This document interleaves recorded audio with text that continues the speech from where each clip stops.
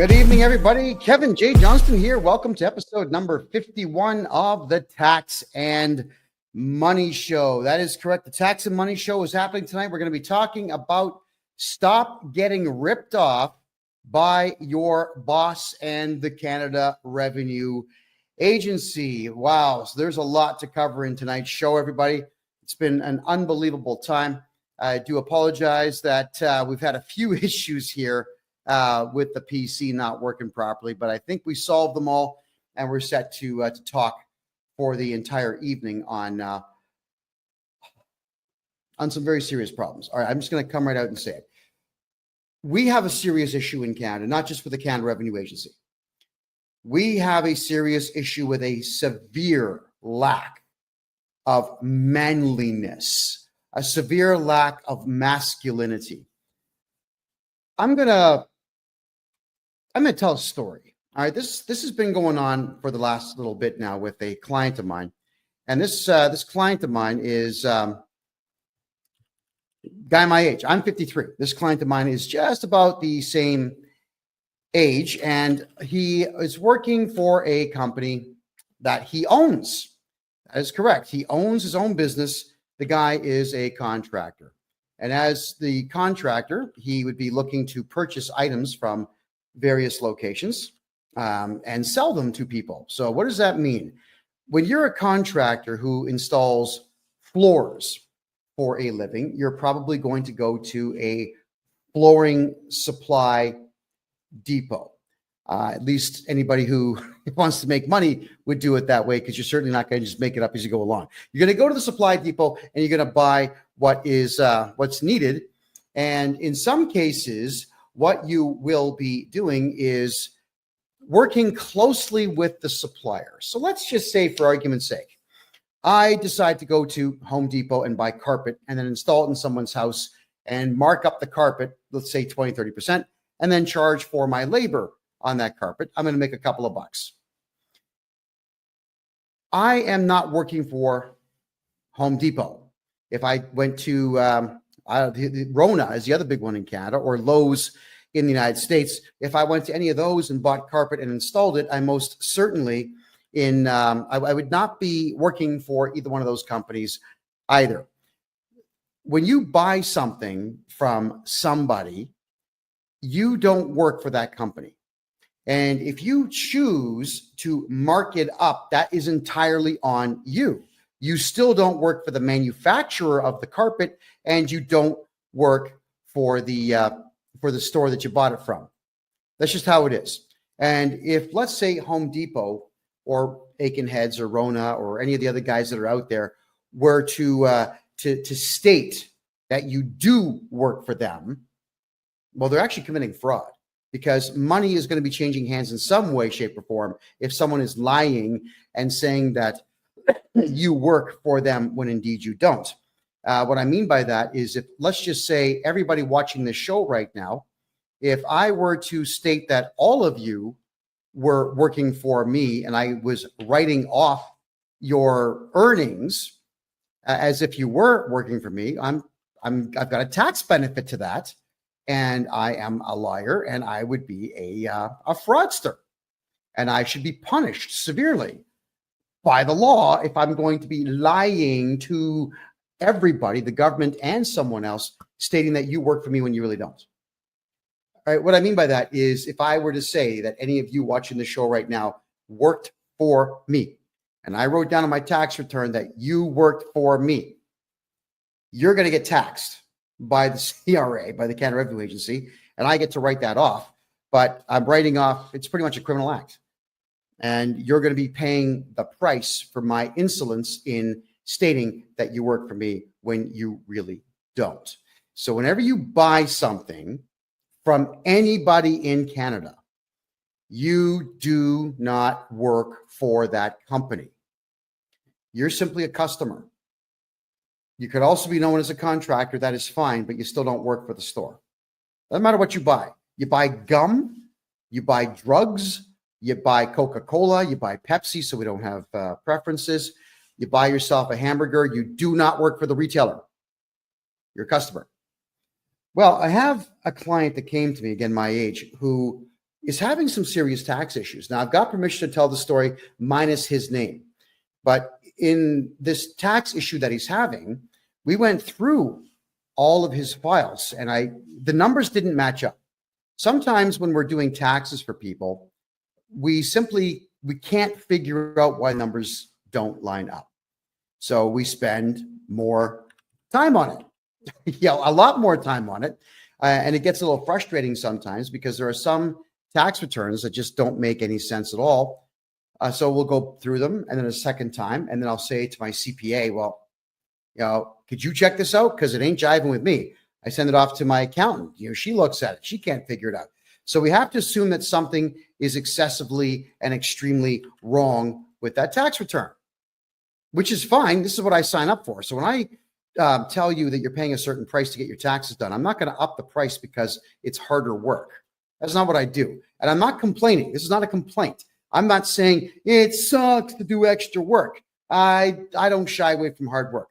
But when something doesn't make sense, my detective brain kicks in. Many of you know that I used to be an investigative journalist. I used to do private investigations in my 20s. I did process serving court papers. We did skip tracing, looking for people all over the world. It was a lot of fun. And I do have an investigative style brain. I'm always looking for answers where they may or may not exist. Well, we tracked down an issue for this client.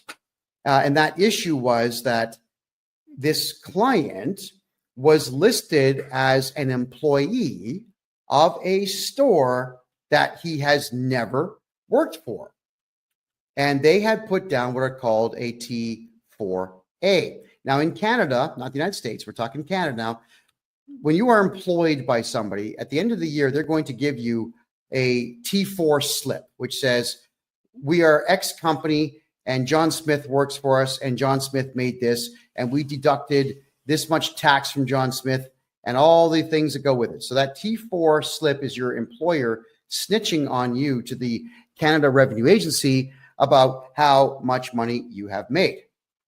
And when they do that, well, when you snitch on yourself, the only thing that the CRA is going to do is find some way to screw you and take your money. That's what they do. That's what these people, they're evil as hell. That's what they do. All right, let's go back to it now. The client in question has, for the last 8 years, gone to a place called Ritchie's, Ritchie. And for those who are watching here, I'm going to show you an image of it. This is the Ritchie's logo. They're out on the East Coast. They're in New Brunswick. And Ritchie's is a flooring supplier. That's what they do. They supply flooring. They have a lot of products in there. They're kind of like a Canadian Tire or who else would they be like? No, that's pretty much it. They would be like a Canadian Tire. For our American friends, a Canadian Tire is a place they usually have a mechanic shop and they have a whole bunch of mid-range, mid-grade stuff for sale. Sports gear, camping gear, stuff for your home and whatnot. It's all pretty mid-range. Well, that's what Ritchie's is. They've got a lot of mid-range stuff and they have some higher end stuff. This is another version of it here. And here's a couple of the clowns that run this place. My understanding of this Ritchie's store is with them functioning in first off, they're in St. John, New Brunswick on Rothsay Avenue. They're also in Moncton, New Brunswick on Plaza Avenue, and they're in Dartmouth, Nova Scotia. They got 3 locations. We're talking about the Moncton, New Brunswick store right now.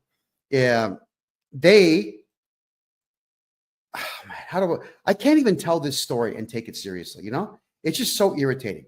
So what happened is they got audited 15 years ago. I'm going to back the story up a little bit here. They get audited 15 years ago, and it scared the hell out of them. Strange how this group of millionaires, a couple of brothers, the Ritchie brothers, a couple of brothers who are multimillionaires are afraid of one little old auditor. And this auditor goes through their store and, like a bitch, these guys did everything this auditor told them to do. Show me your records, show me your books, show me your cash, show me your client list, show me your supplier list, show me everything. Everything I want to see, show me. And they did. And they ended up paying a lot of money because they were stupid, didn't get a lawyer. Now, they should have lawyered up for that. They didn't kick the guy out of their store. They didn't have a security guard there to say, buddy, you got to go. They didn't make any phone calls of any kind to anybody. They just completely cooperated with this auditor. Now, here was the problem with what this auditor had done. The auditor told them, oh, you've got guys, contractors that come here and buy stuff from you. And do you sometimes get these contractors to do work for your store? They said, yes.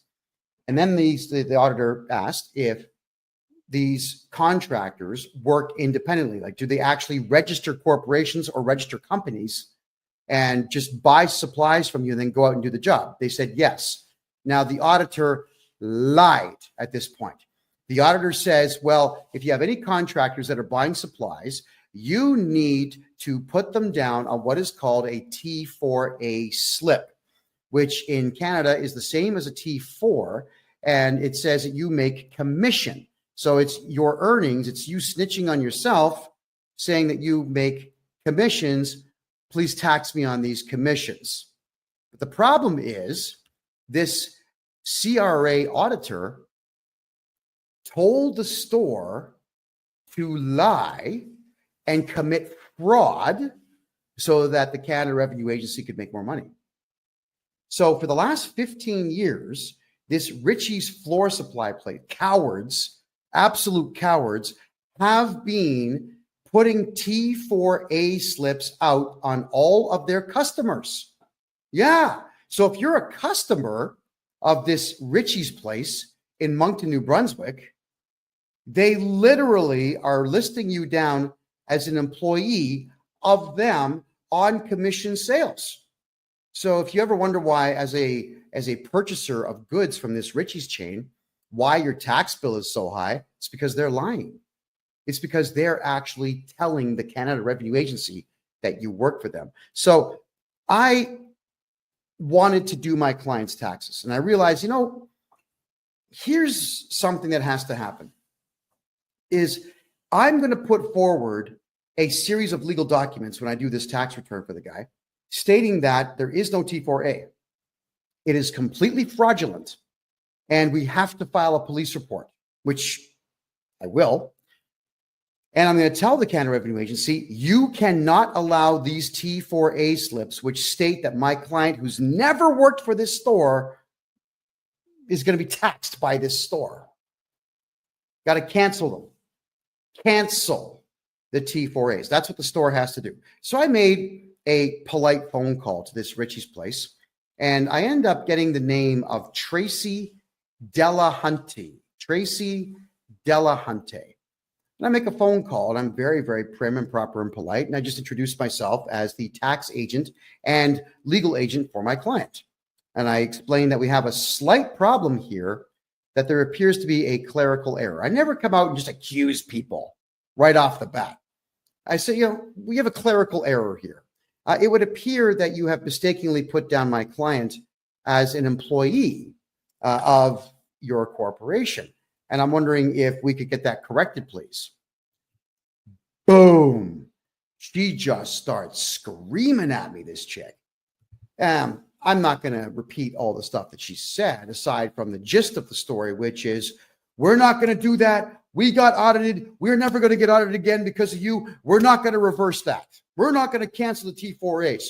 He works for us. I said, well, I'm afraid you're wrong. Well, it's the government.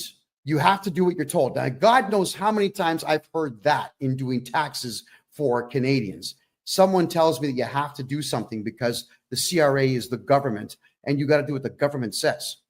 No, you don't. You've got the right to remain silent. Anything you say can and will be used against you to either put you in prison or take your money. So shut up. Stop talking. So I explained, look, that's actually incorrect.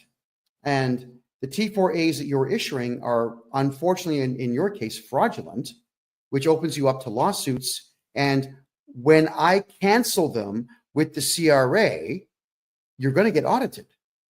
They're not going to know why it's being canceled. So the first thing to do is they're going to call me to audit my client. I'm going to say, nope, you're not going to audit my client. Not now, not ever. So then they'll go to the store and they'll audit you and you've already cooperated with them before, you believe that you have to, so you're going to go through another audit.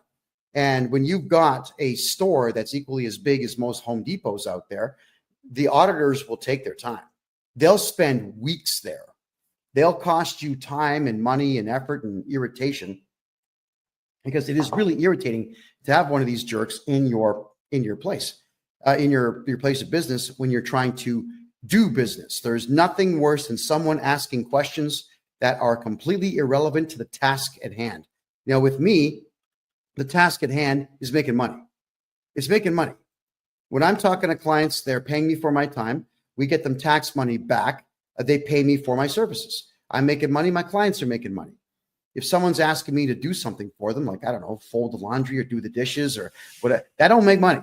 So the answer is no. Well, occasionally I get phone calls from some branches of the Canadian government wanting to talk to me about my attitude problem. I say, look, guys, this ain't going to make me money. So no, I'm not spending time with any of you. Yeah, whenever the government of Canada calls me, I always tell them, it's guys, I charge $300 an hour for my time. So if you got a Visa or MasterCard, we're going to run that for you now, and then we can have a conversation, to which, of course, they always say no. So we want to make sure when you're a client of mine that you're never dealing with auditors. Well, this store is now going to have to deal with an auditor. She says to me on the phone that, look, honey, I've been doing this for 10 years. I know everything about taxes. That's what it sounds like. I said, well, if you've been doing taxes this way for 10 years, with all due respect, you've been doing them wrong. We put auditors in prison who harass my clients. That's how it works. No, you don't. Well, yeah, we do. I'm a private investigator by trade. I'm a tax expert here. We hunt them down. We file charges. We make sure it goes all the way through. At the same time, we cancel the audit. So you don't have to put up with an auditor in the future at all. In fact, I can help you keep these auditors away. But right now, my concern is my client. I'm being polite. My concern is my client. Could you please just cancel these T4A slips? He does not work for you. Then she pulls the same crap that every feminist out there always pulls when they are losing an argument or they have nothing further to add, but they still want to win. She says to me that, oh, you're just being too aggressive. You're too aggressive for me to talk to. I'm going to have to end this call. I said, no, you're being aggressive. I'm actually afraid of you, and I'm going to end this call. So I ended the call first. I always repeat back the words of feminists whenever they throw nonsense at me, which is exactly what she did. So you would figure at this particular point, I'm going to bypass the accountant for this company, and I'm going to call the multi-millionaire owner of the place, the Ritchie brothers. Supposedly they're men. Well, we know differently now. I call. I don't get through. I call again. And this secretary guy sounds like a teenager, poor guy. He's caught in the middle. But I could hear one of the Ritchie brothers in the background saying, no, I don't want to talk to him. You get rid of him. I don't want to talk to him. Dude, for real, it's your store. It's your company. Take the phone call. So I have to explain myself to this kid. I'm very polite. I said, please have the owners call me. The owner does not call me. The owner calls, ready for this, my client, to raise his voice to my client, to state that apparently I threatened this woman. Now, I've got it all recorded. I record every call I make, especially when I know I'm calling a potential feminist. All right, I protect myself huge with these things. And said that I threatened her and so on, and that I'm never to call their place again and so on. My client even said, look, don't call me. Kevin's my representative. Call him. But please, if you could, cancel the T4s. They won't do it. They won't do it. So I call back. And as I'm calling back, I'm getting the same runaround. So these millionaire supposed men, and let me put them on the screen for everybody to see. There we go again. These supposed men won't take a phone call from a guy on a phone. Now, it's not like I can shoot them through the phone. It's not like I'm going to stick my hand through the phone and wring their necks. It's just not how it works. All you got to do is just take a phone call and say, hey, hi, what's the beef? How can I help you? How can we help not cause any trouble for ourselves? let's figure this out. That's what men do. But we don't have men in Canada anymore. So instead, they get their lawyer to send me an email.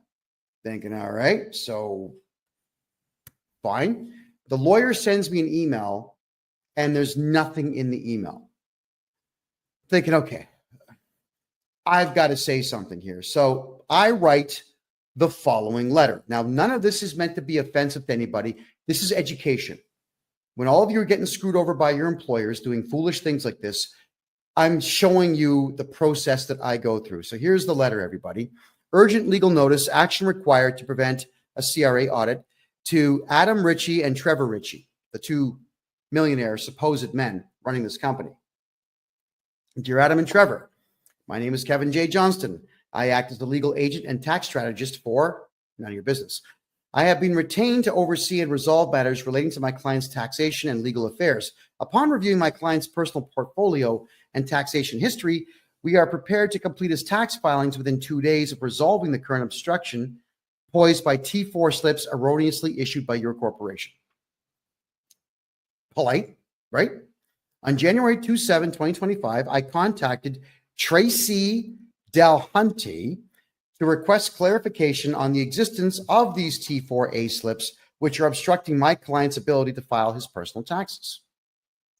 During this conversation, Tracy volunteered unnecessary and inappropriate details regarding the inner workings of your corporation, which she did.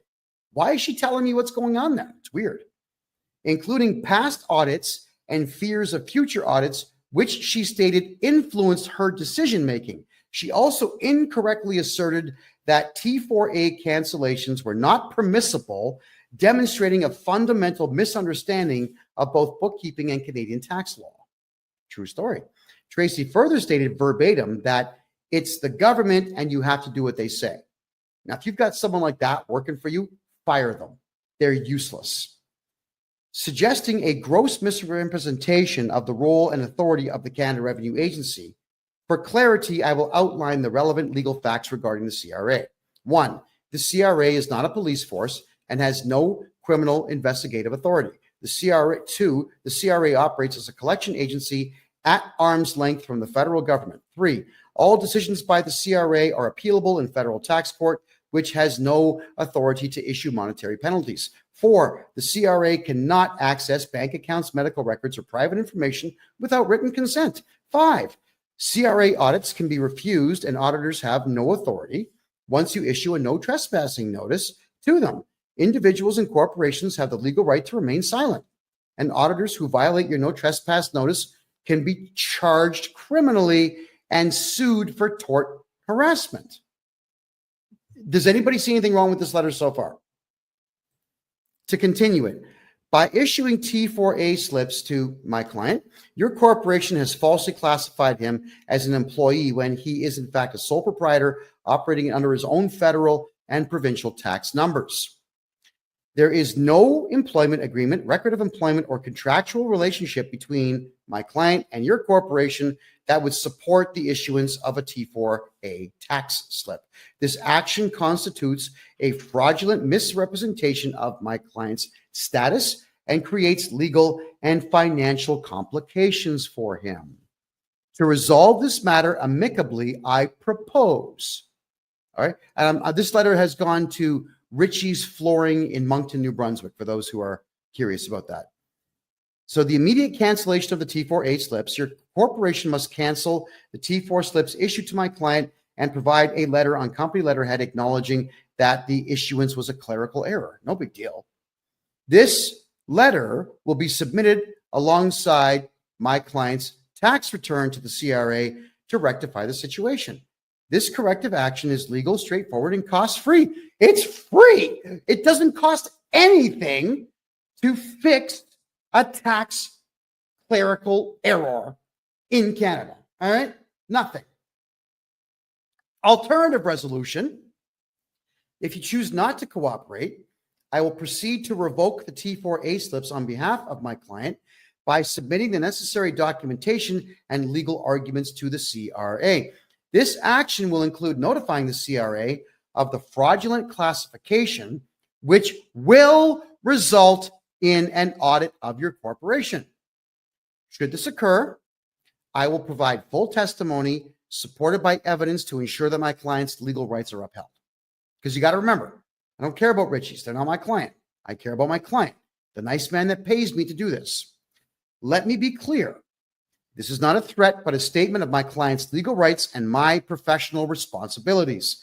Additionally, I must state that Tracy's behavior has been unprofessional and unbecoming of someone in her position. If my client decides to pursue legal action for tort fraud, I have already committed to representing him pro bono, which means free. And I will represent him free of charge, because this Tracy woman, she really got my back up. I mean, most of the time, the average person has no capacity to get on my nerves. But when you've got a hardcore fundamentalist, lunatic, feminist creep who wants to shout out that her 10 years of tax experience cooperating with the CRA somehow outdoes my 40 years of experience not cooperating with the CRA, well, yeah, my back's going to be up. But what got me the most with her conversation with me is when she pulled that crap, "You're too aggressive for me to talk to." I wish we were allowed to slap people that said that, because that is just the most crass thing that you can say to someone. You may as well just admit that you're a loser and you have no capacity to debate. Surrender at that point. So here we are talking about Richie's, who doesn't want to be talked about. And I'm just getting started, by the way. So I tell them it's in your best interest and the interest of the corporation to resolve this matter promptly and correctly. Please provide confirmation of the T4A cancellations and the requested letter by February 3rd, 2025 to avoid further complications. Signed, me. All right.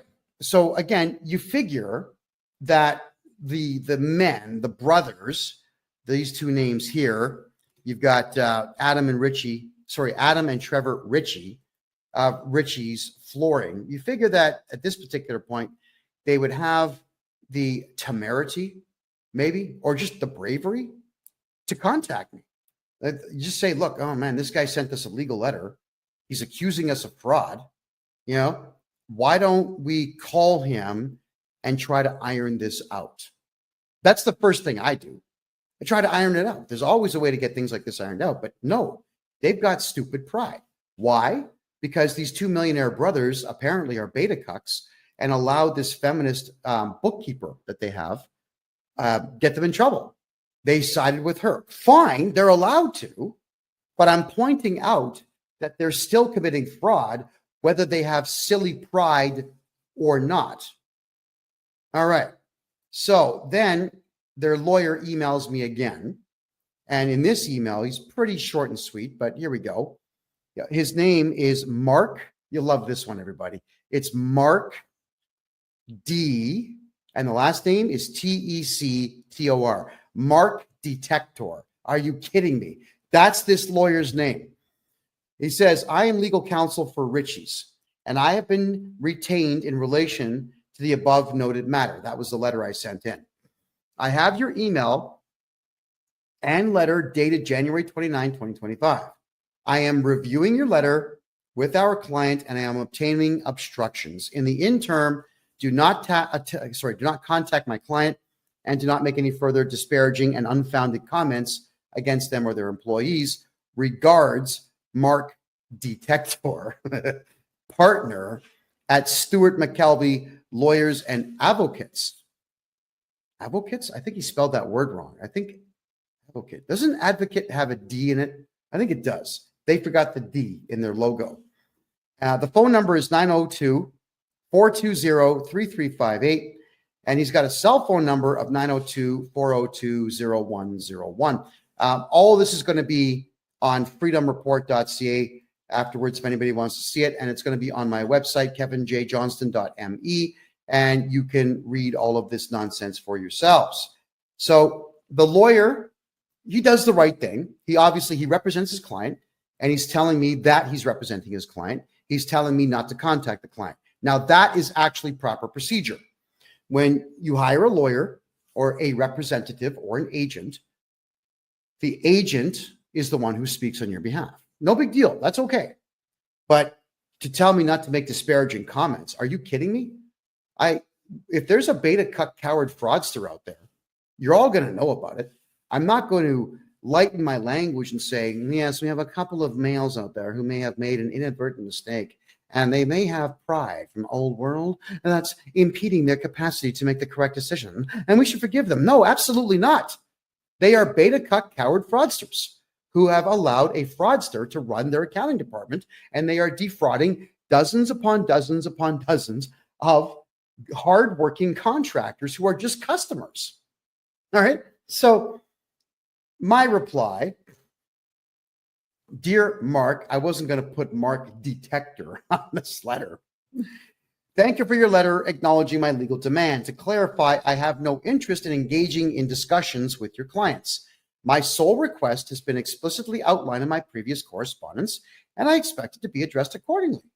Right? There you go. Regarding any statements I have made, whether private or public, I am fully prepared to enter into a non-disclosure agreement, which is called an NDA, with your client, prohibiting me from making any future public statements about them from the date of signature forward, contingent upon their full compliance with my lawful and reasonable request. I trust this matter will be handled expediently. My name.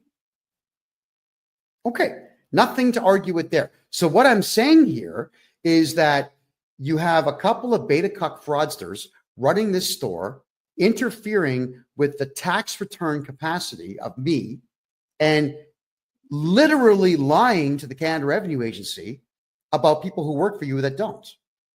And I'm going to tell the world about it. But had the lawyer read this letter and told his clients, hey, you know what? This big mouth, this big mouth from Canada that never shuts his big mouth, who's on the front page of every newspaper in Canada, will shut his big mouth, everybody, if you just cancel the T4As.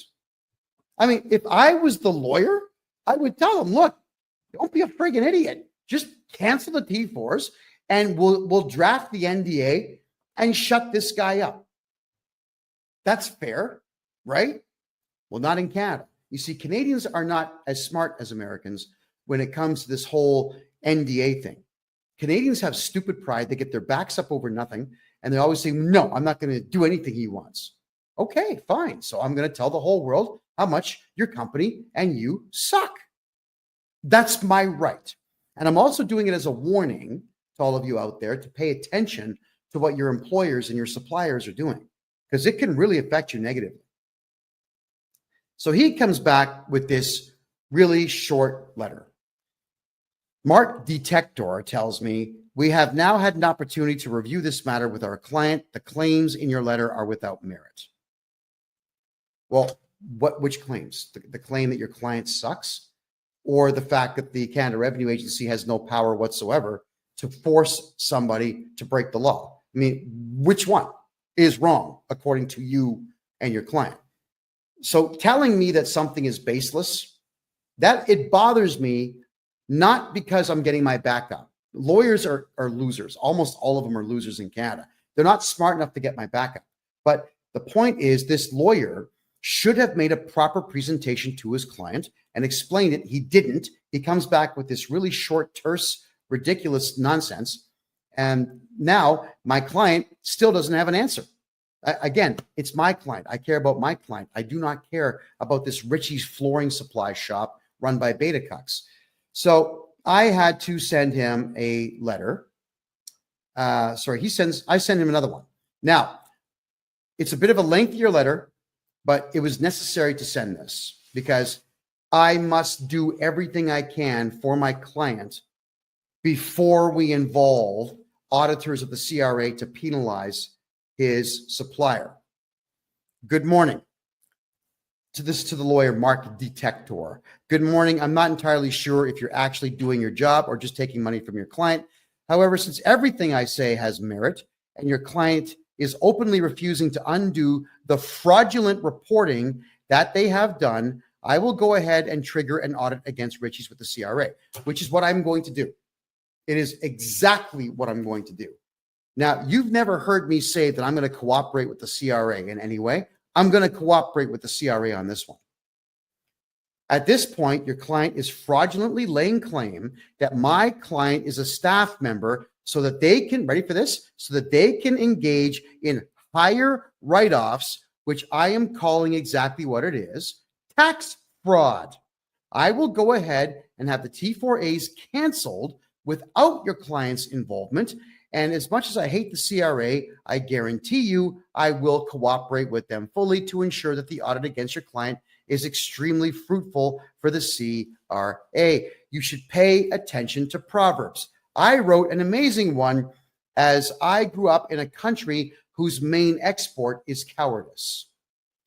When you make a decision based on fear, it is 100% wrong 100% of the time. Tell your client, thank you very much for their time, and please wish them the best of luck with the audit that is coming soon. Should your client come to their senses, I won't be doing anything until Thursday of next week. So that's this Thursday, this Thursday, because I have other work to do. I'm not going to give you a deadline of any kind because I know your client is not smart enough to understand what a deadline really means. And thus you can count on this being our last communication unless you would like to talk your client into some sense and have them reverse their fraudulent way of doing business for my client only. All right? I don't care about the rest because they're not my clients. Also, without a court order registered in Bogota, Colombia, and Panama City, Panama, in those regions' proper courts, I will not be keeping my mouth shut.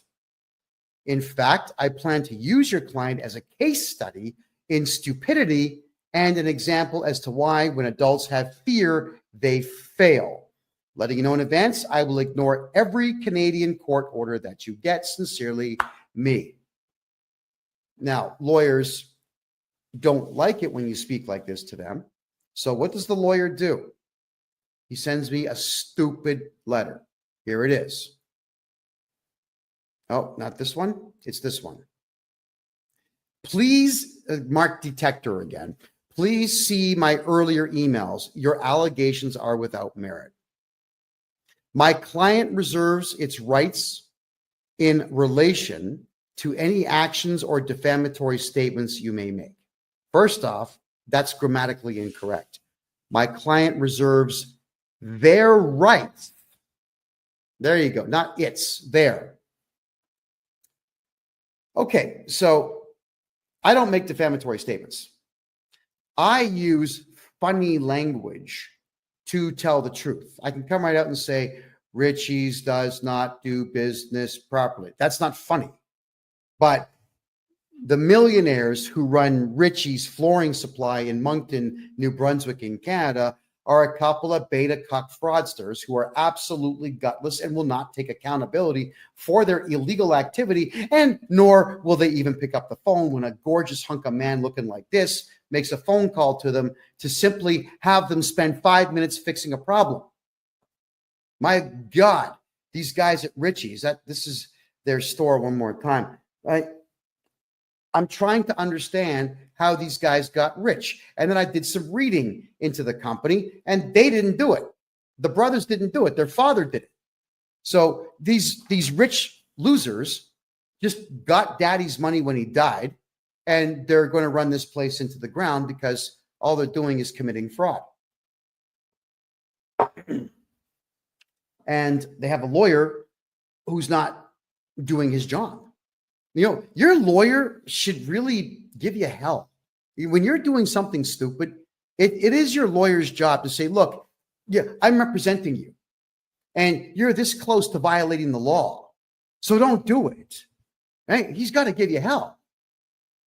Do you know, in Canada, whenever I would say something publicly, I would go to my lawyer and I would ask him, like, look at the script that I want to discuss tonight.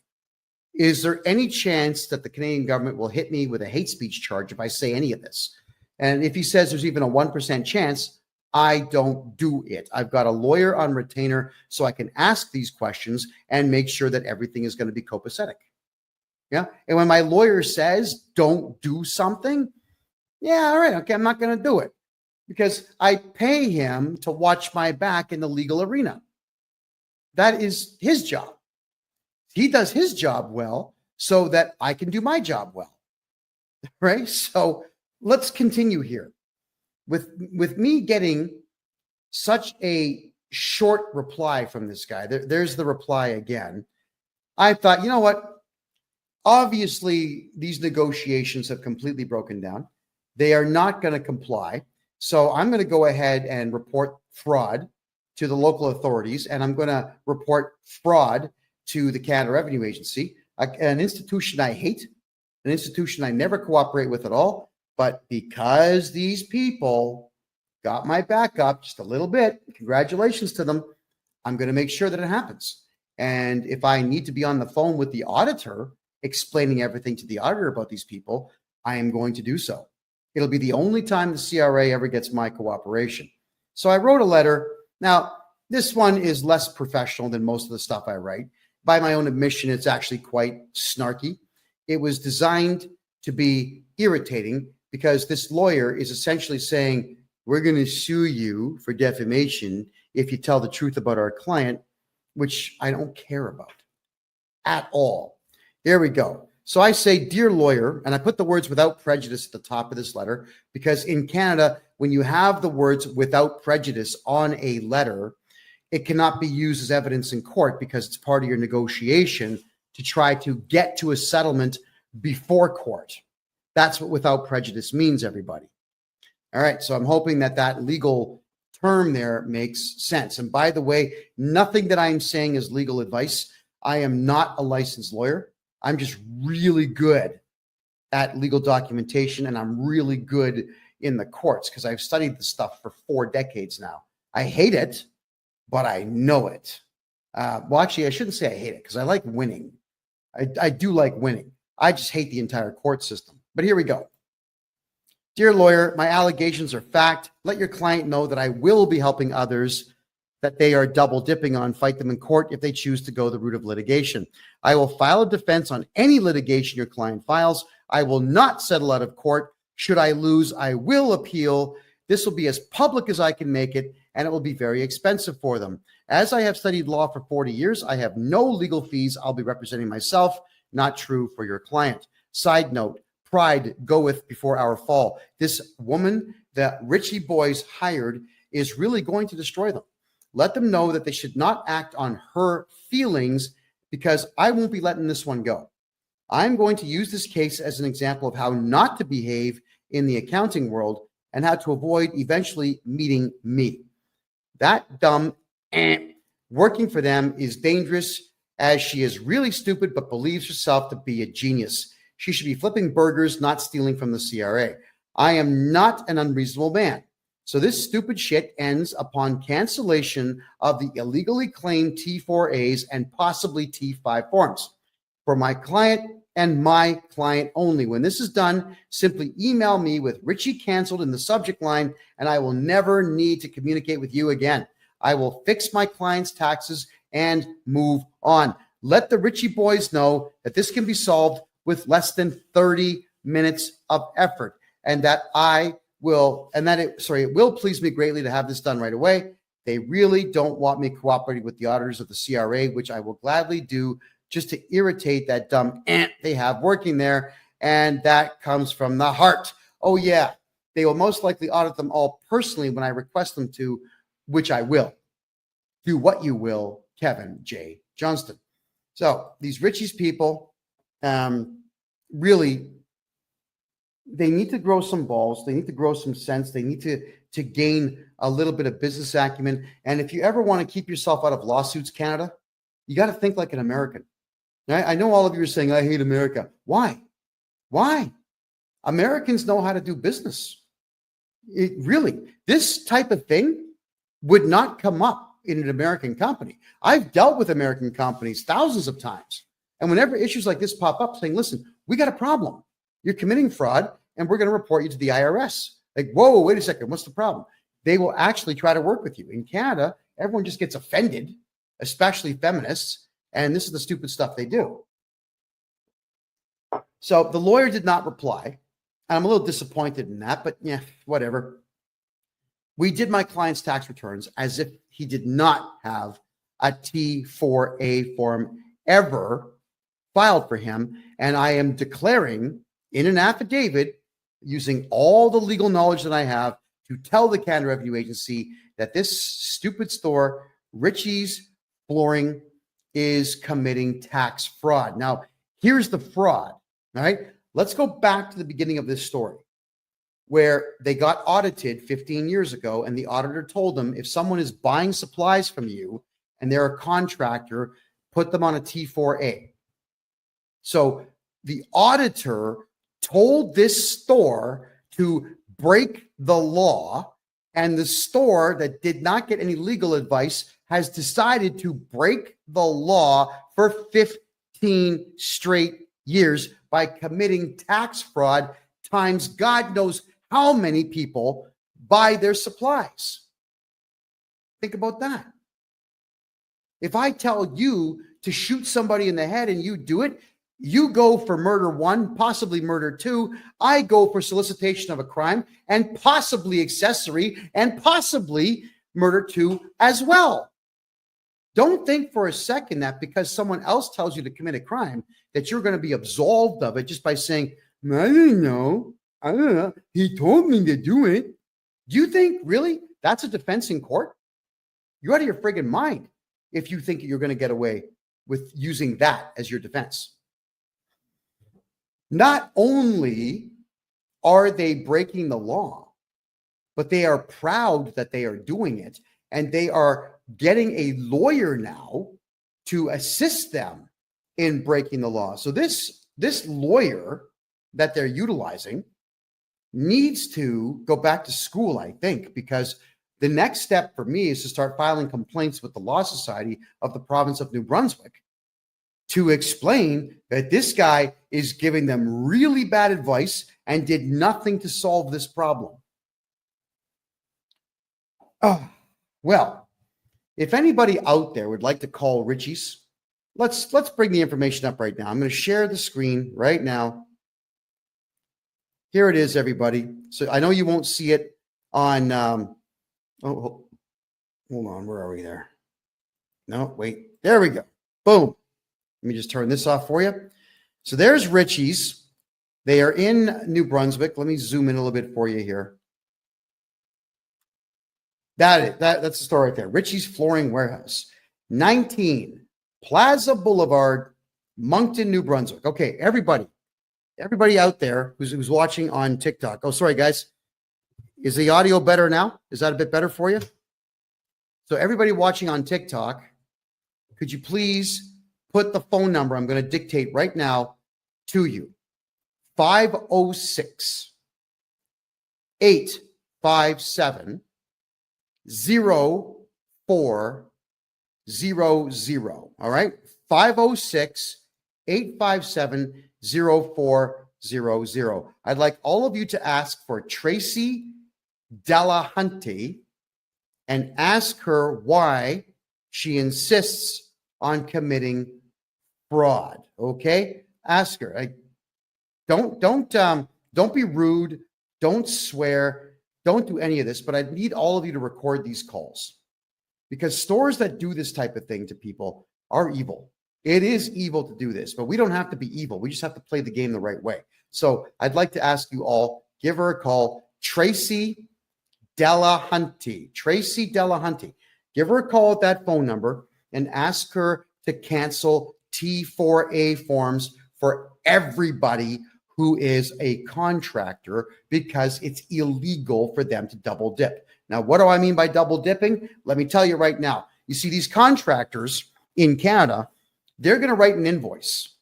They'll write an invoice to this store for, let's say, $10,000 for services rendered.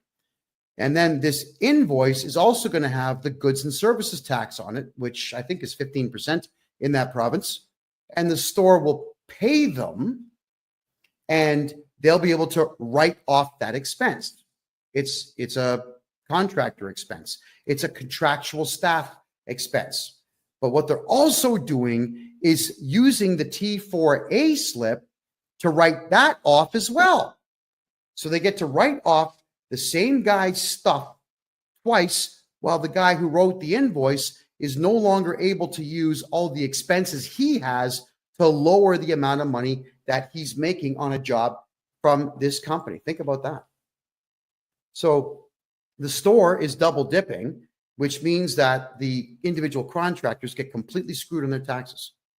Completely and totally screwed. So I need everyone to give them a phone call and ask them if they could please stop defrauding their contractors, and again, record the call. And if anybody gets anything interesting out of these people, because they like to talk, they will probably share information with you. Could everybody who's going to do this call, here's what's going to happen, okay? Either the funniest one that you record or the one that gets the most information. I'll play that one on the next show as a follow-up to this show, and you're going to get $100 of my own money.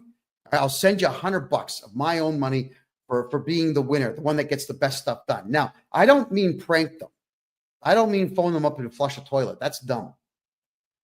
What I mean is, when I say funny, is get them to react in a certain way where they're actually divulging information to you that they shouldn't be divulging. Because everybody on the East Coast of Canada, it's not that they're really, really, really, really nice people. It's that they're just, in some cases, really dumb, and in many cases, drunk. There's a lot of alcohol abuse on the east side of the country. So these folks here are not going to be thinking all that clearly when they do this. Now, whilst we are reviewing this, don't call the lawyer yet. I don't want that done yet.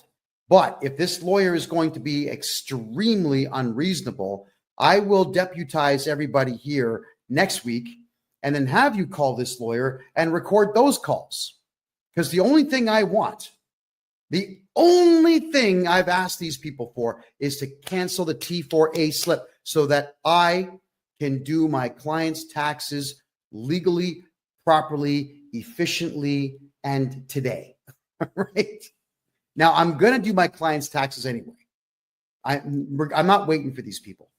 I will do them anyway, and I'll be putting forward the letter to the Canada Revenue Agency explaining that this place is committing tax fraud, and the CRA, they'll be all over it. And when they call me asking, would you like to bear witness? Would you like to assist us? Yeah, I would. I absolutely would. I'd like to also encourage people, if you could, please. And this is just a personal thing right now. And I'm going to be taking questions very shortly, everybody. So save your questions for about 15 minutes from now. But I don't have very many pet peeves. I really don't care what people do. It's none of my business. But something that I cannot stand is bad manners when bad manners are not necessary. You don't need to be flipping off at the gums rudely for no purpose whatsoever. You don't need to be walking around with your head held high saying, I know everything, so I'm going to give you a difficult time because I think I'm a genius. That pretentious belittling of people it's vile. It's extremely vile. And it is something that during my journalism days, I would not say a word about it except for continuing to put the microphone in people's faces during interviewing them. Because the more angry they got and the ruder they got, the funnier it was on YouTube and Rumble and all the other websites out there. It was good content for me to upset someone by just asking questions. But you see, I'm not a journalist anymore. And there's absolutely no reward whatsoever for me tolerating bad manners. And I won't. So if you're rude in my condo or my office or my car, I'm going to turf you. Just get out. We're done. If you're going to be rude on the phone or rude in a live video chat, I tolerate it if you're a client because you're paying me to listen to your rudeness, but I'm not going to tolerate it if I'm not being rewarded for it. And this group of excessively rude individuals running this store need to be punished. That's it. You know, Richie's, the whole, oh man, these people. Richie's Flooring Warehouse is what it's called in Moncton, New Brunswick. Again, there's the contact info, 19 Plaza Boulevard in Moncton, New Brunswick. You can call the two brothers there, Trevor and who? Adam and Trevor. Ask for them, or you can ask for Tracy Delahunty, the excessively rude individual that started this entire fight. She started this because she thinks that I would have cared that she's worked as a bookkeeper for 10 years. I've studied tax law for 40 years, and I'm the first one to say I know more than most, but I don't know everything. And anybody who says they know everything is an arrogant jerk, and just dust them, get them out of your life. Now, I'm going to, I know on TikTok and over here on Kick, you're not going to see this, but I'm going to explain it to you while I'm doing it. I'm going to share another screen now. And this here is me showing you just how easy it is for this store to have complied with me in the first place. Like, they're about to cost themselves a lot of money on this. Wow. Okay. This is someone called Lone Wolf. It's a tax community that they discuss a lot of things, tax and money. And I come to this one not necessarily as a resource, but I come in here a lot just to see what updates that they make, because these guys tend to aggregate everything from around the web. So T4 slips in Canada is what we get at the end of the year from our employers. The T4 slip will say how much money we've made. It'll tell the CRA, the Canada Revenue Agency, how much Canada Pension Plan was deducted, how much employment insurance was deducted, federal and provincial taxes, and any and all bonuses that were paid. It snitches everything on you. And the T4A is the same thing, except you don't really have a salary. It's more commissions, or I guess odd jobs that you're doing for the same company, where they want you to pay tax on what you've made. I mean, if you're a client of mine, you pay tax on nothing. I fixed that. But I'm just telling you what these forms are for the sake of education here. So now let's go to this form here, and it says to amend, cancel, or replace a T4 slip in Canada.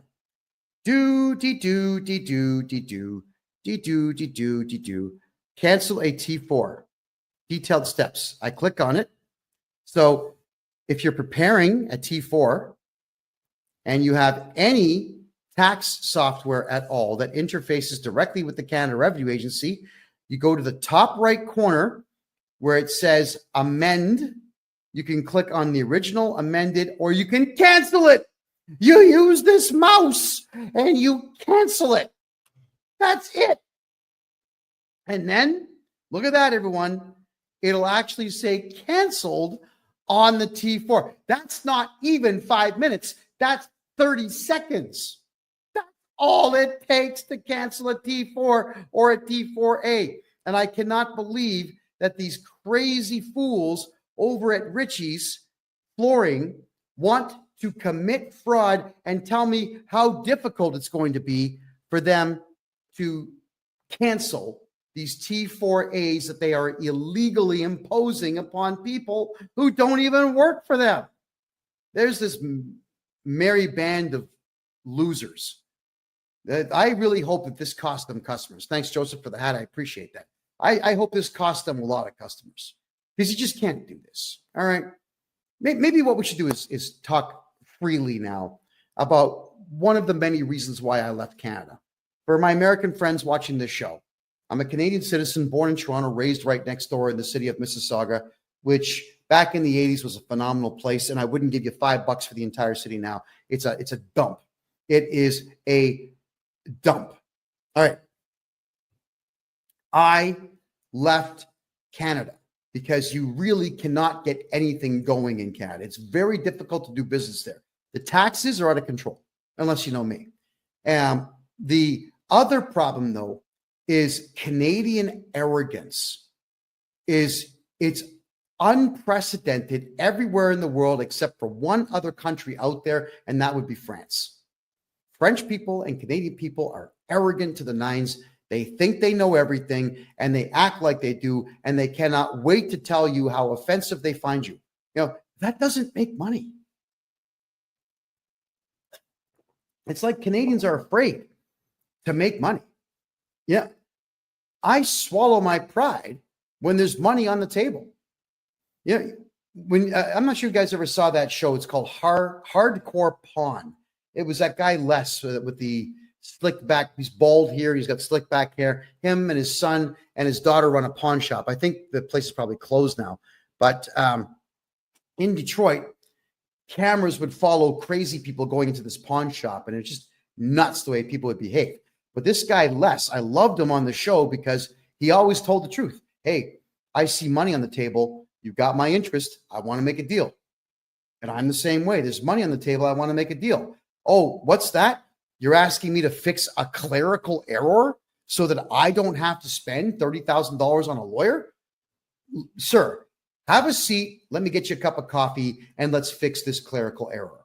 And we get it fixed. And we shake hands. And I walk him out the front door politely. Why do I want to get my back up? If I'm going to get my back up, I'm not going to make money. Right? But if I keep calm and cool and collected, I will make money. Now, one thing that Canadians suck at more than anybody in the world is customer service. Customer service is absolutely the biggest key thing. I got an incredible speech from Rob Ford. Rob Ford is the former mayor of Toronto, the big guy that he had drug problems. I mean, he admitted to smoking crack because, like, physically his body was very ill. And his maniac brother, Doug Ford, is now the premier of the province of Ontario. But Rob Ford, he gave me a big speech about customer service. And he understood it well. And the way he explained it to me was it was genius. He handed me a business card. He says, I'm the mayor of Toronto. Here's my home phone number. Okay, thank you. People would call him wanting to get something done. So he would go through every message. He had a Rolodex. He showed me all this. He had a Rolodex where he would put everybody's name in and write down the problem. He would call the appropriate people, send the city staff member out to get it fixed. He would call the person back and say, did the pothole get filled? Did your fence post get replaced? Is the electricity back on? This is what this guy would do. That's customer service. And he's a politician teaching the world about how important customer service is. It is important. Return emails, even if you don't have an answer. Make phone calls, even if you don't have an answer. Return faxes, return letters, return whatever it takes. With me, I go through my client list, and even if I don't have the job done, I just call my client and let them know, listen, we had a delay because I'm looking for some information. We put a request in for it. We're not going to have it till Thursday of next week. I'll be picking up your file Friday of next week. Is that okay? Just people want to know that everything's going to be okay. And if you are a good customer service person who actually cares about their customers, you're going to do just fine. Serve that shit out of your clients. Serve the hell out of them, because if you don't serve your customers, someone else will. The Americans get into business to make money. They are there. They're pounding the pavement. They want to make cash. With Americans, it's a complete revolution of goods. Get the goods in the store, get the goods on the shelf, put the sale price on, get them out the door, make the money, replace everything tomorrow. Canadians are, and the boxes are here. I'll do it tomorrow. Some customers in the store right now. But that's the way Canadians are. And when you're like that, you're going to lose. Just like this Richie's place is losing. And I'm going to make sure that they lose a lot, because that feminist stunt that was pulled on me, that really got inside. I don't dig that one bit. You're too aggressive for me to talk to you. Don't ever say that to me. That is the wrongest thing to say when we are in the middle of exchanging information, and all I'm asking for is for you to do one thing that's free, that will alleviate you of stress and me of stress. Just freaking do it. Don't argue with me. Because here I am telling the whole world how horrible this Richie's flooring place really is. And I'm using them as an example for all Canadians out there to understand that you cannot let people like this walk all over you. You can't. So contractors, if you're a contractor in Canada and you do any contract work at all, nobody legally can give you a T4 slip or a T4A slip saying that you work for them when you do not work for them. So if you need to, you sue them. Sue them. It's tort fraud. All right. You can ask for money for that. You can ask for additional money called punitive damages to punish them. And you can even say, Your Honor, I'd like you to charge this person with fraud. Now, you probably won't get that one, but you'll get some money. So you got to pay attention to what's going on out there, everyone. No matter what, because we are in really awful economic times, especially in Canada, because the world is a mess, because most countries in the Western world have got massive amounts of unfettered immigration, bringing in the worst of the worst from around the world who have completely destroyed our culture and our way of life and so on. I get it. Everybody's stressed out. But instead of rising to the occasion, everyone's just fighting with each other. I'm not going to fight anyone. I'm not fighting tax people out there. I'm going to compete with them by offering a better product than they do and by fighting for the rights of my client base. Just like this store should have got their lawyer to say, hey, CRA, you cannot instruct us to break the law, and we are not going to lose any customers for you. So get lost. You can say these things. You've all heard me on the phone many times talking to auditors and various employees of the Canada Revenue Agency, telling them, like, guys, you got no power. We're not going to cooperate. Don't go to my client's place. You're going to get charged. We can say these things. But Canadians don't do that. Everybody in Canada would rather live in fear than just do that one little bit of work to make sure that you're not going to be screwed over. And that is to scrutinize everything and then call the perpetrator out who's harming you. Got to do it. No one's going to do it for you. Nobody.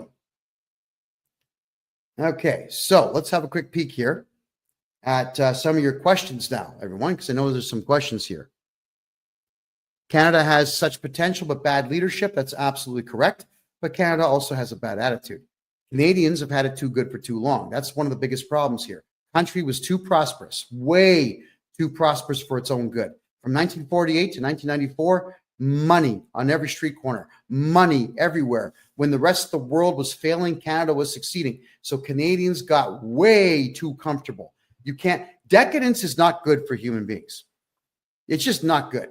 So I'm hoping that we never get to a point where we have nothing but leisure time, because human beings become worthless with leisure time. And we've seen now what's going on.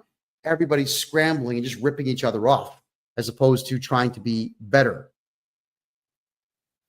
All right. Is there a function for people to use with process to push forth accountability in terms of ministries? Yes, there is. We have to culminate as a team and file lawsuits and court injunctions against our politicians. Could you imagine if 1 million Canadians decided to collectively file individual lawsuits against one politician? Let's say Doug Ford, the Premier of the province of Ontario. If we had, there's 14.5 million people in Ontario, the province itself.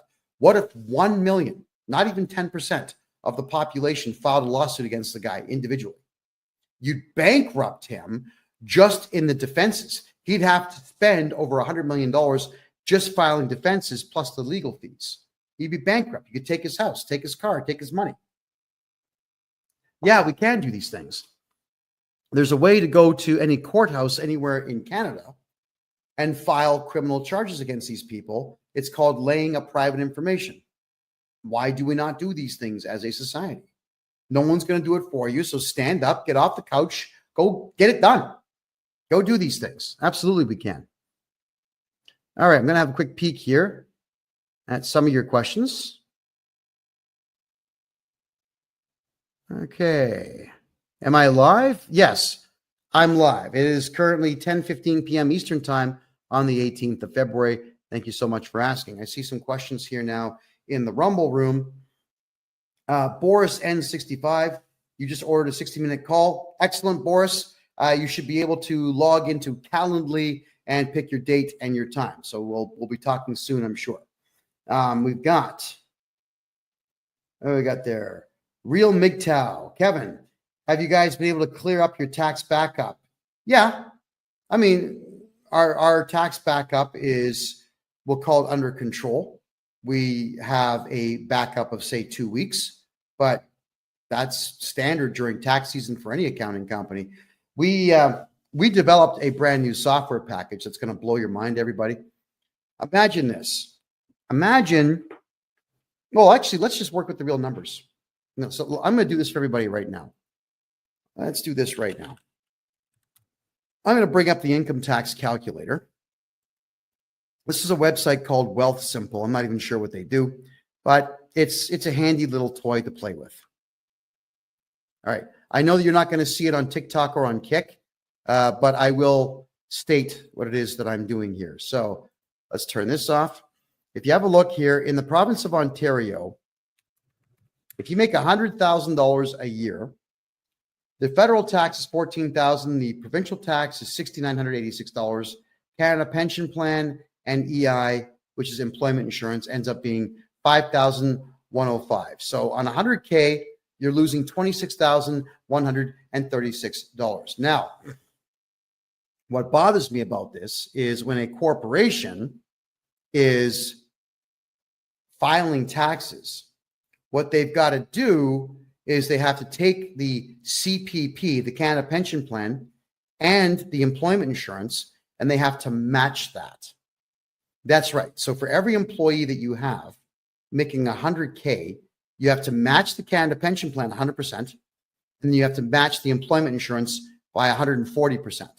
Wow. So the rough number, if you look at it right now, the rough number is going to be about $5,800 per person per year that you have to spend for nothing. It's infuriating is what it is, because the Canada Pension Plan is going to be empty by 2032.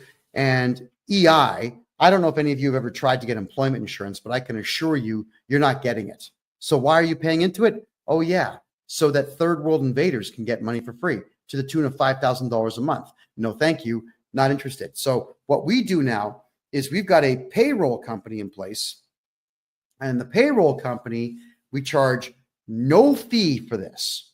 And I mean no fee whatsoever. We're going to do your payroll for you. So let's say your pay cycle is absolutely every week. On Wednesday, what you'll do is you'll jump on our website and you'll put in, like, you'll have drop-down boxes, John Smith, Steve, Richard, Paul, all these people in there. You put down what they made. It'll work out the CPP. It'll work out the EI. It'll work out the provincial and the federal tax. And it will tell you how much to pay us so that we can pay your staff member. All right? But you don't pay the matching on the CPP and the EI. You don't give it to us. We will pay your staff what they are owed, and then we will issue T4 and T4A statements at the end of the year to your staff member. And here's the other cool part. Your staff no longer work for you in this business model. They work for my company. So if you've got to fire somebody, I'm actually renting this person back to you for $1 per year. You can say, hey, Kev, or how about this one? Kevy, baby, looking good today. Listen, that guy, John Smith, that is currently on payroll, get rid of him. We want him fired. Okay, good. I make a phone call. John, listen, I hate being the bearer of bad tidings, but you got to go. You've been fired, and here's your severance pay. Here's your final paycheck. Thank you very much for your service, and good luck to you in the future. And this way, they cannot go to the labor board about you or you or you. They have to go to the labor board against me. And I can assure you, especially in the provinces of Alberta and Ontario, They don't want to deal with me because I drive them mental. I make phone call after phone call after phone call. We make offers, we make deals, I retract them, I make them again. I say stuff that doesn't make any sense. I'll send them in some cases. I'll go to deepseek.ai and I'll ask it to create a nonsensical email to do with my big toe up to 1 million words in length, please. And it'll do it.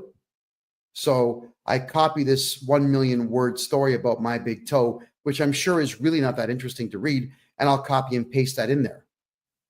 Now, and then I'll do it a second time. And then I'll ask DeepSeek to maybe change the story a bit and send them that. I hate the labor boards. So you want someone like me watching out for you, not breaking the law in any way, making sure that the law cannot be used against you because all the onus is on me. Laura Lee's asking, how do I pay you for a consultation? Head over to my website, KevinJJohnston.com. That is my name, Kevin J. Johnston, which is JOHNSTON.com. KevinJJohnston.com. You can grab a consultation there. As soon as you get past the initial screen, you'll go straight to Calendly, where you can pick your date and your time. And let's get rocking here. Let's fix your tax problems. All right, let's have a look at your other questions here. All righty.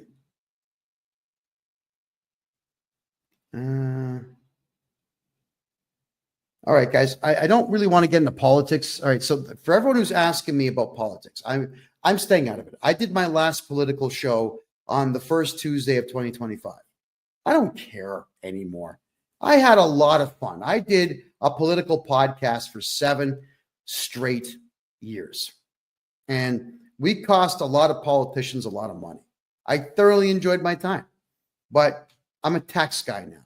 I'm enjoying taking money away from the Canada Revenue Agency and giving it back to the people.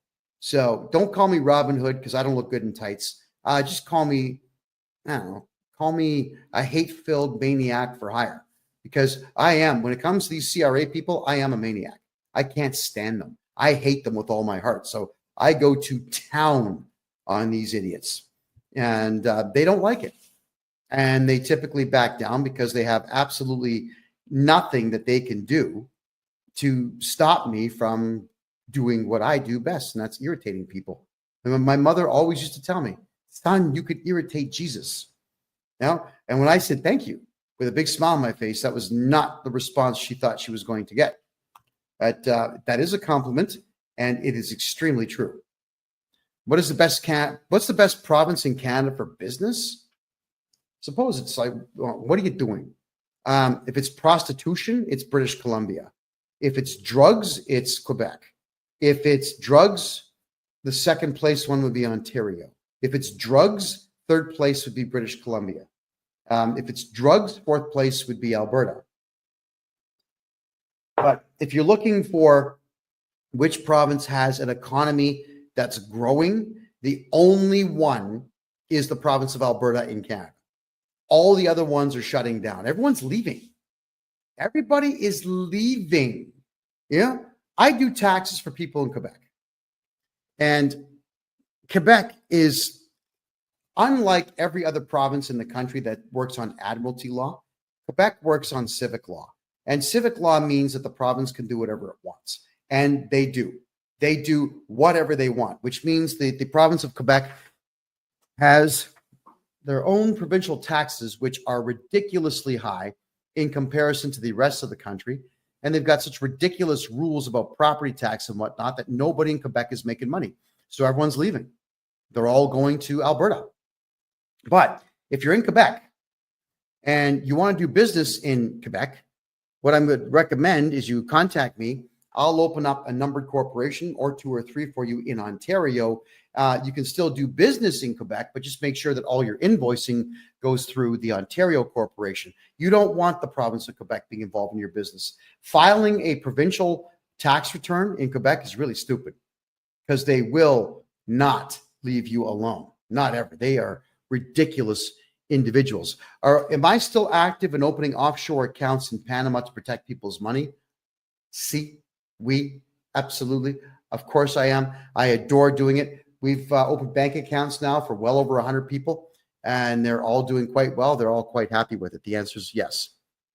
All right. What do you do if CRA launched assisted compliance programs for a 2022 farm loss?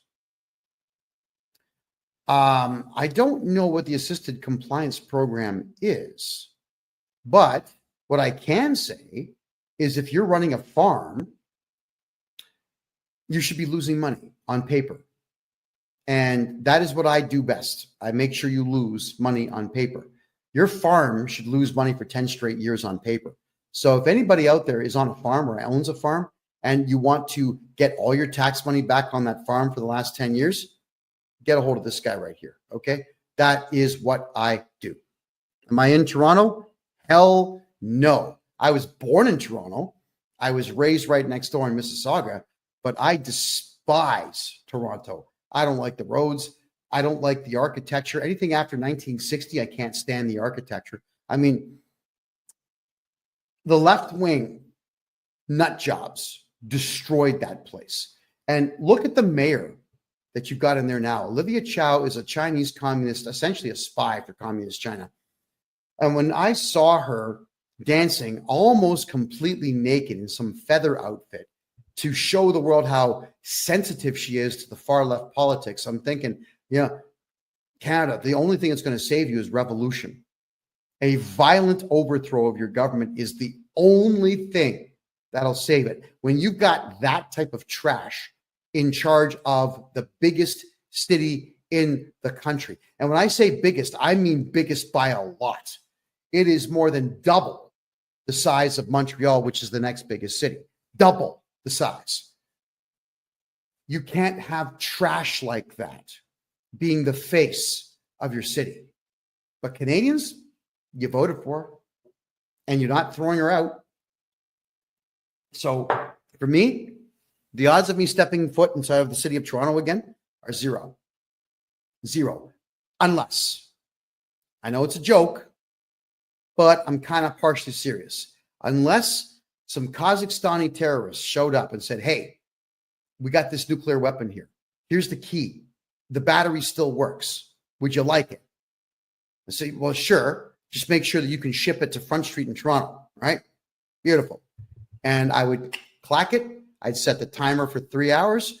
I'd leave town. I know exactly what hill I would go to watch the mushroom cloud go up and just smile. I don't even smoke, but I'd crack out a stogie and I would just watch. I hate Toronto. I loved it as a kid. It was an incredible place in the 80s, even up to the early 90s. Now, it's just a dump. It is a dump. It doesn't matter that it's got big screen TVs everywhere. What does that matter? All it's doing is selling you stuff that you don't need. It's not like there's jobs in Toronto. It's not like it's a place you invest and make money. The condo market is completely dead in that place. Nobody can afford housing, and the taxes are the highest in the country by a lot when it comes to anything to do with the home. Food prices are 5 times the price they were in 1988 in Toronto. Why would you want to be there? You know, Panama City, I'm in Panama City, the capital of Panama.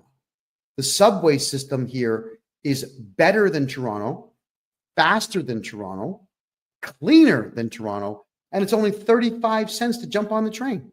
35 cents a ride. Tap your credit card, walk through the gate, get on the train.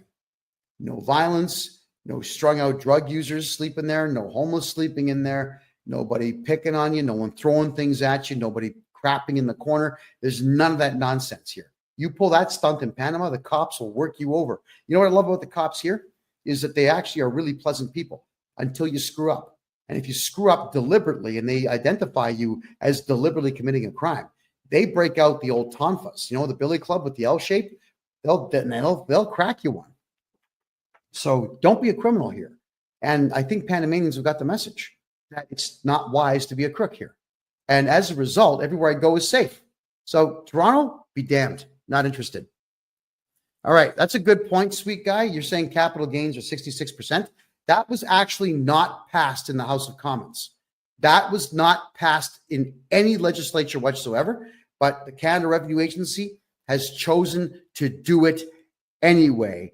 Completely illegal. But if I'm your tax guy, there is no capital gains on anything that you do.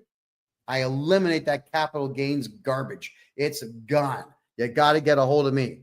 How do you save fees and taxes on the RRSP? I'm your tax guy. If I'm your tax guy, gone. I'm not going to tell you my secret because I'm the one that invented it, but it's legal. You want your RRSP taxes gone? Call me. What they're talking about there, folks, it's called the Registered Retirement Savings Plan. This was something that every TV network and radio station in the country before the internet was pushing on Canadians. I know because I fell for it too when I was a teenager, where they say, put some money into it every year, you get a tax break. And you can take all that money out when you retire. But what they didn't tell you was they'll tax it 48%. So you're just deferring taxes to your senior citizen years when you actually need the money the most.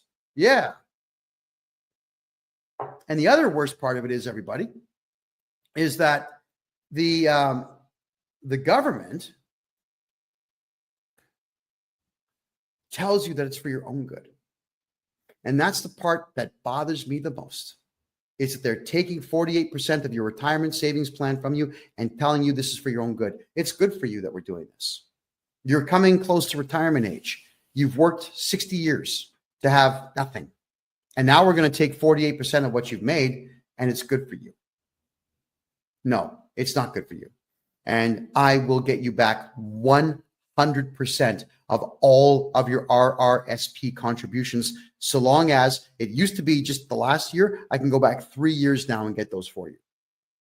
So get a hold of me if you want that money back. Do I have an office in Toronto? Yes, actually I do. My criminal lawyer and my corporate lawyer are in Toronto. So if you need to drop something off at one of my offices there, let me know. But I don't come to Toronto. God, man, no. Oh, God, I hate that city. No, you won't see me there. You'll see me in places like Seattle, Calgary, Bogota, Panama City, Mexico City, Cancun. You'll see me in not Port-au-Prince. I'm sorry. What's the other one? The capital. Oh, Nassau, the capital of the Bahamas. You'll even see me in Trinidad and Tobago. You'll see me in all these places because there's money in the cities I've just mentioned. But Toronto, nope. Keegan's asking, can I get your calendar link? Yeah, just my name, KevinJJohnston.com. KEVIN, middle initial J, last name Johnston, KevinJJohnston.com. Get a hold of me there, please. And the calendar link is all yours to pick yourself a time.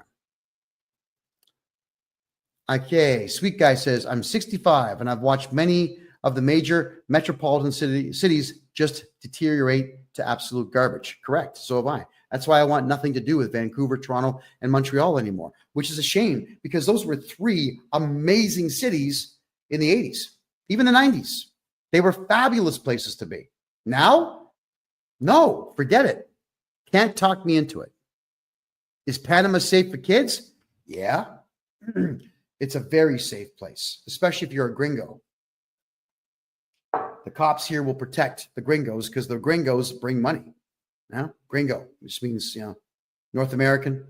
Actually, mostly it's either you're white or you're born in the United States or Canada or Europe and you speak perfect English. You're a gringo. So they'll treat you quite well here. I haven't filed since I have a sole proprietorship running since 2022. Carbon collection notice. All right. Sole proprietorships, you should never have those things, but I can fix the taxes and we got to get you into a numbered corporation so that we can avoid that craziness in the future. What if you just pulled the RRSP out and they took the tax off the top? Well, that's what Janelle, that's what they do. It doesn't matter who you hold your RRSP, your lifts, your RIFs, or your GICs with. They always take the taxes and just give it to the CRA, whether you want them to or not. They just do it. When you ask why, because it's the government. You have to do it. That's how they sound. So that's why I'll get you back everything on the RSP, but it will be in the following tax season. So it won't be today. It'll be in the following tax season. But if anybody here pulled out their RRSPs in the last 3 years and you want that money back, you get a hold of me. I'll get it all back for you. Every penny. If I cash in Bitcoin, do I have to pay capital gains on money I got by mining? Okay, Dale, the whole point of crypto is that nobody knows you have it. There is no way for the CRA to know how much money you have in the bank and how much crypto you have, how many gold bars or silver bars or platinum bars or palladium bars that you have, or even how many houses that you own until you shoot your mouth off and tell them. So, Dale, if you've got crypto and you're making money in the mining game or the staking game, shh, say nothing. It's your money. Don't give it to them. However, Dale, you can use a crypto loss as a capital loss and do a huge write-off on that.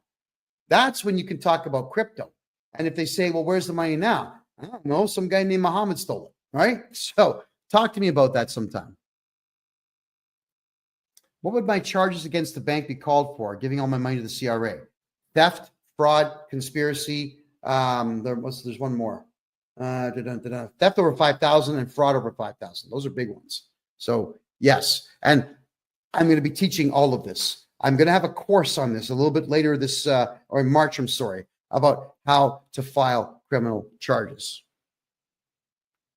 How does my company work? Quite well.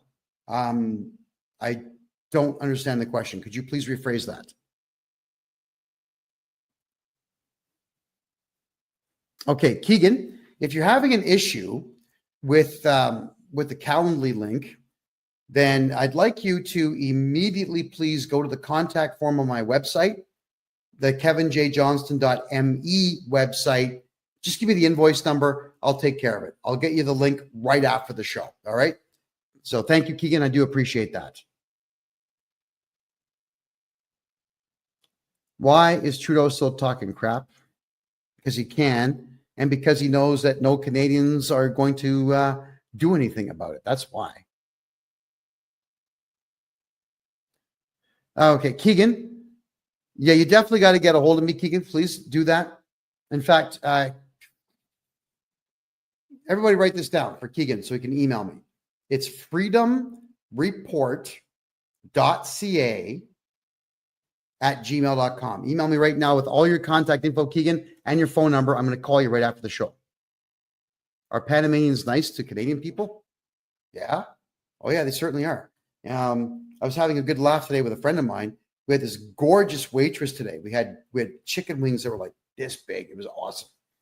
And I just said to her through the Google Translator, "You're gorgeous and I want to marry you."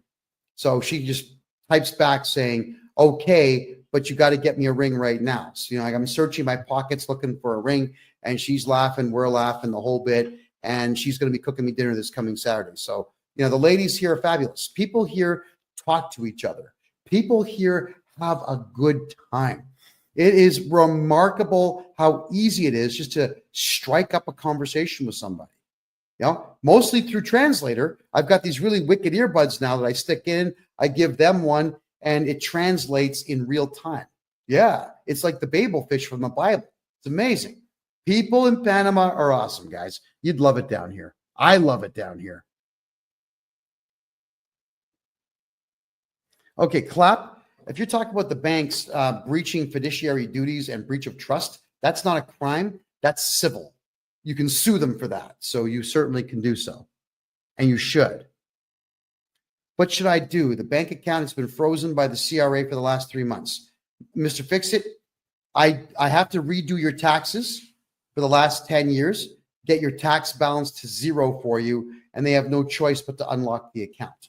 That's the only way. You can appeal and fight in court, but it's ridiculous. Let me just redo your taxes. Get her done. There we go.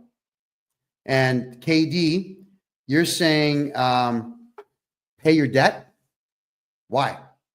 That's rude. Why? Okay, let's cover that for a second here, everybody. You all know that I used to be a journalist. And you all know that I've been to 3 major war zones during my journalism period. You all know that I went to the Myanmarian war zone and I went into Bangladesh.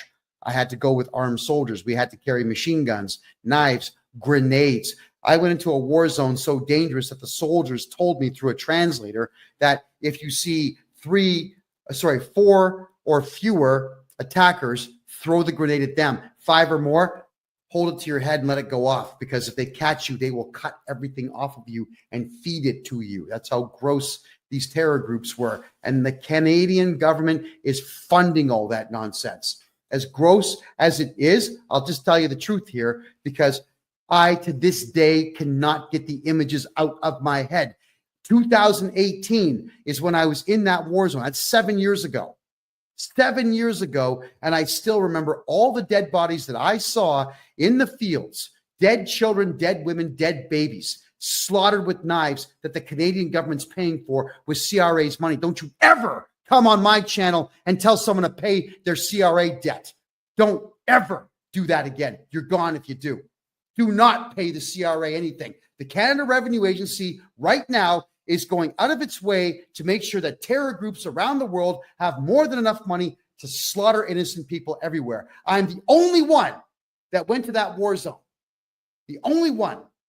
There was not a single journalist that went to the Myanmarian war zone.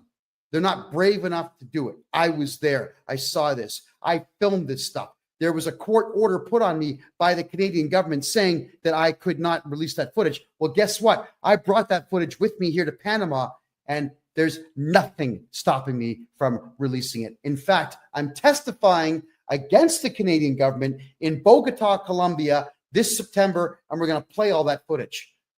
I'm not going to watch it. Look at this. Look at this. When you see that stuff, it never leaves. And I know that my country of origin is the one paying for death all over Asia and all over Africa and all over the Middle East. Don't ever tell anyone to pay their Canada Revenue Agency debt. I'm telling all of you, do not pay the Canada Revenue Agency. It's not like it's going to Canadians. It's going into the hands of killers and pedophiles and terror groups all over the world. So, you know what? I'm going to block that idiot. Just get the hell out of here. Nobody wants you here. Anyway, getting back to taxes. Do you have any representation office in Alberta that can do my taxes, or how does that work? D. Carly, we do everything remote now. You know, there's absolutely no reason whatsoever to have these huge brick and mortar places. Yeah, we have offices, but our offices are small. You know, they're like garages, you know, maybe 400 square foot places. They have enough room for desks, chairs, filing cabinets, and 2 or 3 people to work in them. Everything that we do is on screens. I've got the laptop here. I've got the phone here. I've got a second phone here. I've got a third phone over here. And I've got 2 monitors on a wall in front of me here where I can see everybody at the same time. Like, we're all connected all day long. We don't need it. And it's really, really, really efficient for me that way, because I don't have to be in Canada, a place you all know that I couldn't wait to leave. So I just can't stand the politics there. With me being in Panama, I am calm, I'm cool, I'm collected, I'm healthy, better diet. Look how clean my skin is just by eating food that there's no drugs in my system at all. I don't need all kinds of makeup and whatnot to keep this expression going. It's a matter of good food. I'm just healthy. My blood pressure is perfect. My blood counts are perfect. Yeah, I'm happy all the time. Why would I want to be there? I'm going to do everything remote. So get a hold of me on the website and we'll take care of all your taxes there. My CPA is in Ontario. My lawyers are in Ontario. Some of my team are in Vancouver and some of my team are in Alberta. We don't need to all be in the same place at the same time. It would be nice, but it's completely unnecessary. What does it cost for you to write a letter to the CRA? There's a couple different price points on that. It's either $350, $500, or $950, depending on the complexity of the case. So get a hold of me if you want that done. All right. Let me just check the Facebook chat rooms here. All right. What do I think of Vancouver? What, the city? That would be an all-day thing. I'm not going to bother answering that one. just let you know that I'm extremely disappointed in its downfall. It's not worth going to at all. Alrighty. Question. As you know, I just finished getting out of a bankruptcy. Does my bankruptcy guy have to file my taxes this year since he finalized it all? No. And if the bankruptcy wasn't huge, like millions of dollars or hundreds of thousands of dollars, we could actually reverse the bankruptcy. Bankruptcies are not the first choice. They're always the last choice. There's so many ways to win with taxes and debt that bankruptcy should always be the absolute last thing, because it is a nuisance to get through. But anyone can do your taxes afterwards. Hopefully, I'm going to be your tax guy. Okay, here's a good point. I asked Grok on X if I have to, but and it says no, but my bankruptcy guy says they have to. I signed their document that says they would do it. Okay. Every trustee and bankruptcy professional in Canada is a lying loser. Stay away from them. They don't work for you. They work for the CRA. So it's a bad idea for anybody to get involved with these people. Just don't do it. And as for consumer proposals, bad idea. Why? Because it doesn't improve your credit rating, and you still owe the money. The idea of doing something like this is not to owe money. But in a consumer proposal, you still owe the money. You're still stressed out. No, you don't do consumer proposals at all. They're a scam. They're a total scam. Absolutely total scam. What is the Smith maneuver? Something that doesn't work as well as you think it does. And that would be an extremely elongated thing to talk about here. It's not something that I can answer, even in the last 10 minutes that we have here. Do I do living trusts? Yes. Here's the way that we do it. On the low level here, you have numbered corporations. Corporation A owns your house, holding company. Corporation B has all your funding in it. Corporation C, cars and property. Corporation D, do business in that corporation. And all those corporations should be held under this one here, which is going to be your umbrella corporation. And then the umbrella corporation is owned by the family trust. So it has to filter down. And when you build a family trust, start with the corporations at the bottom, then move them into the umbrella corp. Then we move everything into the family trust. You can do it the opposite way, but it's a lot more work. There's far too much prep work to get that done. It's better to just do it piece by piece by piece. All right. What should you do besides a consumer proposal? Well, if it's taxes, hire me and I'll get your tax bill to zero. If it's credit cards, we can always negotiate a better price for them. Or if it's credit cards, knowing that you can't do prison time, and if you don't care about the credit card ever being useful again, you can simply just walk away from it if you like. There's nothing stopping you from doing so. Consumer proposals means that your credit cards will no longer work, your lines of credit are no longer accessible, and you still owe the money. It's positively worthless to do one. The trustees get paid by the government when you do a consumer proposal. So stay the hell away from those people. They're crooks. Do you have courses or classes we can take to learn how to set up and run corporations if we wanted to do business that way? Petra, yes. Starting March, the last Wednesday of every March at 8 p.m. Eastern time, all year long, which is going to be 5 p.m. Pacific time and something like 7 p.m. Eastern time, or sorry, Atlantic time. It's going to be right in the middle so everyone can be there for it. It's going to be a membership fee of $25 a month where you can come in and learn this stuff. It's going to be a private closed circuit meeting where everybody's on Zoom. You listen to what I say for an hour, and then we have a discussion, questions. That's how we're going to be doing it. Also, we're looking into the law right now. Right? I've got a meeting at the lottery head office, the Lotteria office here in Panama, to find out if it's legal for me to give away money to Canadians and Americans from Panama. We think it is, and the 3 people I've spoken to at the Lottery Corporation here in Panama say it is, but we got to make sure. Because if it is, everybody who joins up for that $25 per month fee is going to get a chance to win cash.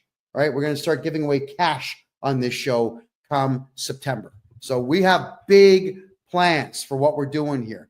That my good fortune is your good fortune. I'm having a blast doing what I'm doing in the tax realm here for Canadians and for some American folks as well. So we're going to give back by giving away a bit of dough. Here we go. Can I assist you in British Columbia? I can assist you everywhere. It's just that Quebec is excessively difficult in some cases. There are some things in Quebec I can't fix because Quebec is a messed up place. But everywhere else, 100% yes. Am I able to set up a trust for crypto assets and capital gains? Yes, but you still should not be talking about crypto anyway. If you've got it, shh. So long as you shh forever, they don't know you have it. And if they call you and say, well, we're going to audit you, you call me and I get rid of the auditor and I ban them from communicating with you ever again. And if they do communicate with you, we charge them criminally.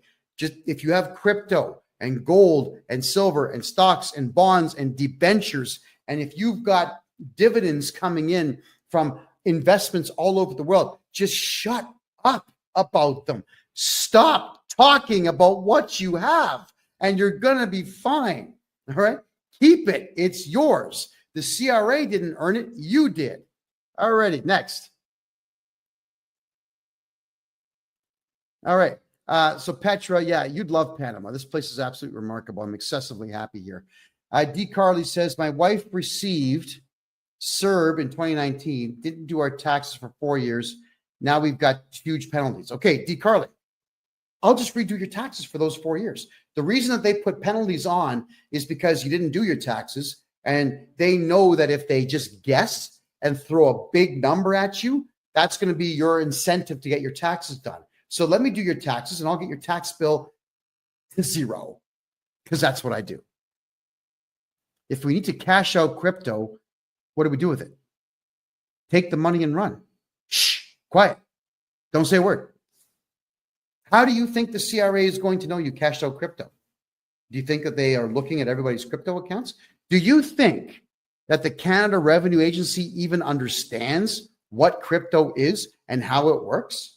They're idiots. They hired 30,000 diversity, equity, and inclusion losers from crappy third world countries with intelligence quotients of less than 75. These people know nothing. Keep your crypto and keep quiet about it. Okay, just checking here. Thank you. How soon could you set up a consultation with me? Right now. Just go in and buy one right now. And Calendly will kick in and tell you what dates I've got available. My name, KevinJJohnston.com. There you go. Bobster, even if the exchanges tell the CRA about it, if I'm your tax guy, they're not going to do anything about it. Now, I know how to get rid of all this capital gains nonsense out there on crypto, houses, on gold, on even collector cars or modern art or whatever it is you're buying. If there's going to be a capital gain on there, I'm getting rid of it for you. The CRA can't stop me from doing what I'm doing because it's all legal what I do. All I'm doing is using their own rules to defeat them. And they don't like that because they throw all these clauses of the Excise Tax Act that they're relying on. So I throw back 3 times the number, all of them that suit me. You know, too bad. So sad. I need to hire you permanently for my personal taxes. How do I get in touch? Bobster, my personal website. Yeah, don't communicate with me on social media, please. I don't have time. But I've got a video that's just about to break 400,000 views on TikTok.